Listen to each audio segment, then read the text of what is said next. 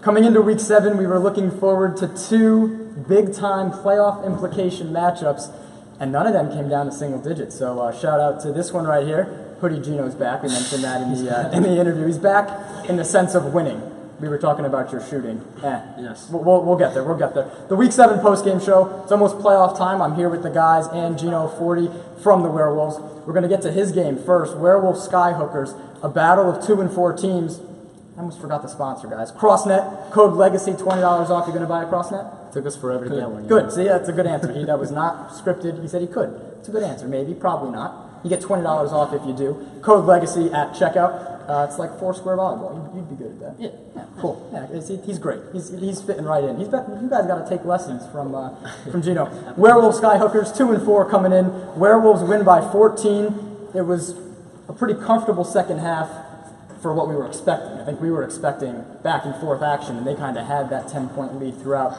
We'll start down with Tyler. What from that game impressed you from the Werewolves? I thought, first of all, Heston's defense on O'Donnell, because he's their main scorer, so really need to lock in on him, but I thought they rebounded the ball well and pushed the break, too. Yeah, going off what he said, I think Heston's defense was really like the main factor in how they were able to take them down.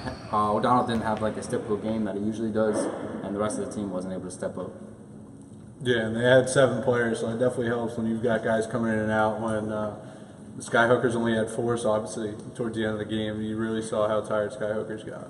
I don't want to chime in too much about them only having 4. My team got our crap handed to us by 5 guys, so it's possible. It's not out of the ordinary. What'd you see in that game? You mentioned your shooting.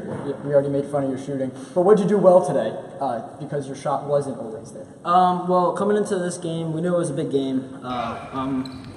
More of a playmaker for this team now. My actual worst game of the season was against them 2 weeks ago. So coming into this game, ball movement was key. We worked the ball around the perimeter. We had a lot of guys that haven't been scoring as much. We had them get into the mix a lot more. Me, myself, once I noticed I wasn't hitting again, I started passing the ball a little bit more, and we worked it around, and we ended up scoring a lot more. Nice. I know we got the studio audience here, the teammates hanging out. Anything about Heston? And you mentioned he didn't necessarily want to take that on from the beginning, but I think that was like the key to the game, right? Him guarding O'Donnell and kind of cutting off the head of their offense. Yeah, right? Yeah, absolutely. Skyhookers run a very good top of the key pick. And me guarding that, I can't get around their center as well. And Ryan with more length and more size and a little bit more of a higher step kind of shut him down a little bit more. And once the second half started rolling, we started figuring it out a lot better. Nice. We'll get to next week in a second, but we're not friends once we turn off this camera. So we'll get there. The Alliance took care of Big Baller Brand. That was our one we had a feeling would get a little out of hand. 7-0, 0-7. It happens. Even if only 2, you maybe want to touch on this. Alliance had 4 guys, 3 at one time, and they were still able to, 124, right? 122 to 80, I believe. Yeah.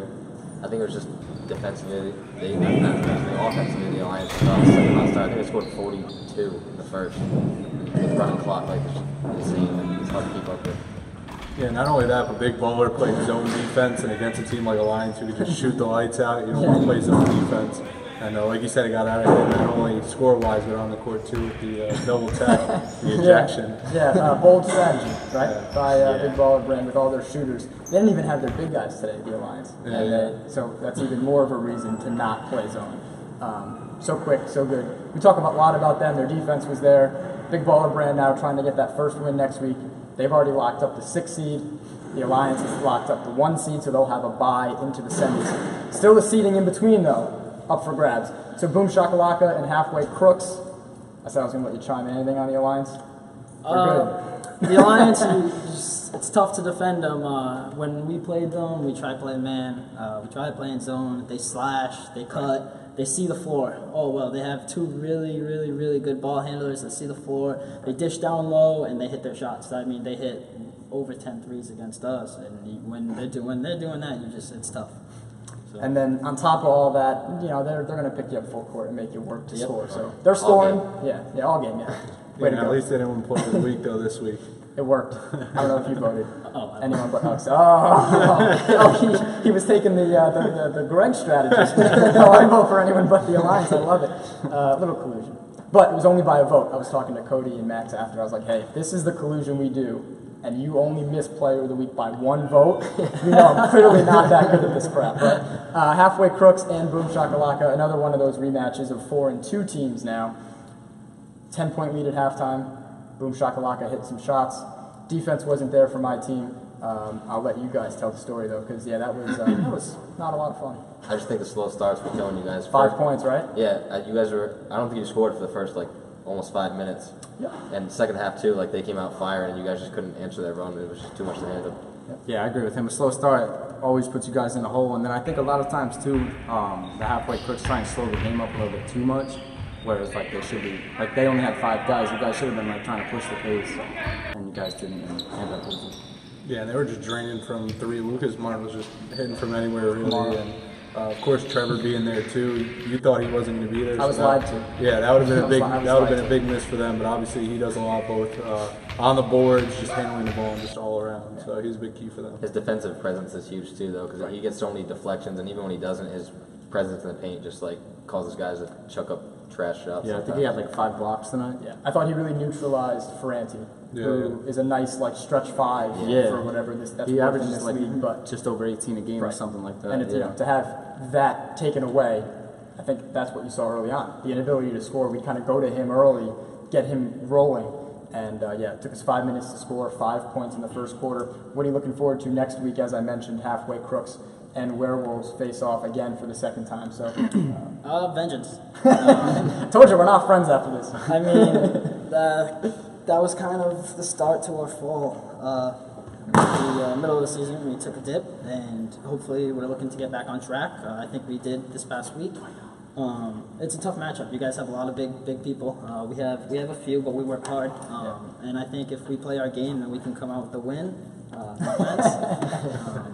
But yeah, I think it should be a good matchup. Yeah, always fun. Anything for next week? So I think we have Boom and Big Baller Brand, Skyhookers, Alliance, and that's why they were saying the Skyhookers after the game, don't piss off the Alliance. Because they know. Now they were talking crap a couple weeks ago, and now they know it's up next for them. But anything for next week, the last week of the regular season, week 8? Oh yeah, great. Good job, guys. Thanks. They all looking down at me Well, that's how we're going to start. Key to Werewolves Halfway Crooks, and you can chime in on this too. Key to that game. I'd say defending Ferranti, is that his name? Yep. Yeah, because he has a huge impact. If he can stretch the floor and control the glasses, you guys are tough to beat. I just think you guys can't start off like you did tonight. 5 points is a little bit. Yeah, not going to cut it. Depleted. I'd say at times pick up the pace a little more. Sometimes you got to slow it down too much, and I think at times that helps the defense get back, and also win the rebounding battle too. It's something that's going to be big, I think. Key for your team next week? Defense. I think that goes both ways. And along with that, boards. We gotta get more rebounds than them. It's simple as that. Last game they killed us on the boards. The offensive boards led to second chance points, and when it comes to the end of the game, those are big points, and you can't be giving those up. Nice, yeah, that'll do it for the Week 7 post-game show. Do you have a hoodie here? I do. Yeah, someone get him a hoodie. God damn it, you guys are standing over there doing nothing. CrossNetGame.com, Hoodie Gino joining the show. Link below this video, Legacy at checkout. Oh wow, he's really committed to getting this hoodie. I was not expecting this. All right, so next week, Week 8, we're going to then skip a week. I believe that's the 22nd. That's completely off, and then the playoffs will start the 29th. Hoodie Gino making an appearance on the post-game.